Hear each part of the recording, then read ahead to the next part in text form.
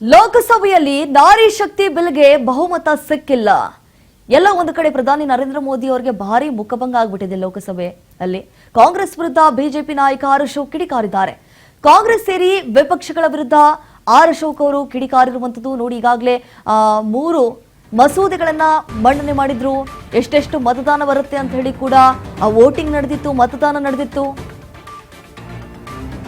ಆದ್ರೆ ಕಡಿಮೆ ಮತದಾನ ಆಗಿ ಹೋಗ್ಬಿಡ್ತು ಈ ಮಹಿಳೆಯರ ವಿಚಾರದಲ್ಲಿ.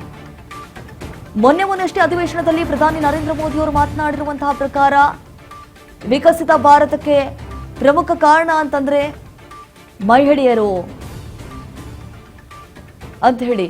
ಆದ್ರೆ ಅದಕ್ಕೆ ವಿಪಕ್ಷದವರು ಎಷ್ಟರ ಮಟ್ಟಿಗೆ ಕೆಂಡಕಾರದ್ರು. ನಾವು ಒಪ್ಕೊಳ್ಳಲ್ಲ, ನಾವು ಒಗ್ಗಟ್ಟಾಗಿ ಸೋಲಿಸ್ತೀವಿ. ಯಾವಾಗ ಮತದಾನ ಆಯ್ತಲ್ಲ ಆ ಸಂದರ್ಭದಲ್ಲಿ ನಾವೆಲ್ಲರೂ ಕೂಡ ಒಗ್ಗಟ್ಟಾಗಿ ಸೋಲಿಸಬೇಕು ಅನ್ನುವಂತಹ ಪಣ ತೊಟ್ಟುಬಿಟ್ಟಿದ್ರು. ಸೊ ಈಗ ಭಾರಿ ಮುಖಭಂಗ ಆಗಿದೆ ಲೋಕಸಭೆಯಲ್ಲಿ.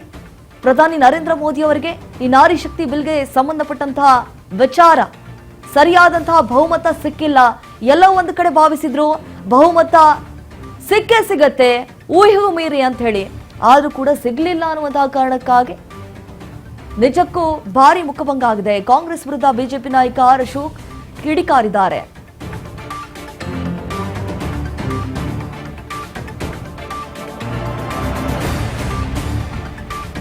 ಕಾಂಗ್ರೆಸ್ ವಿರುದ್ಧವಾಗಿ ವಿಪಕ್ಷಗಳ ವಿರುದ್ಧ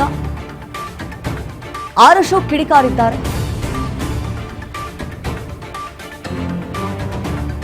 ಲೋಕಸಭೆಯಲ್ಲಿ ನಾರಿ ಶಕ್ತಿ ವಿಚಾರಕ್ಕೆ ಸಂಬಂಧಪಟ್ಟಂತೆ ಆ ಒಂದು ವಿಷಯವನ್ನು ಕೂಡ ಪ್ರಸ್ತಾಪ ಮಾಡಿದ್ರು. ಹೆಲ್ಪ್ ಆಗುತ್ತೆ ಅನ್ನುವಂತಹ ಕಾರಣಕ್ಕಾಗಿ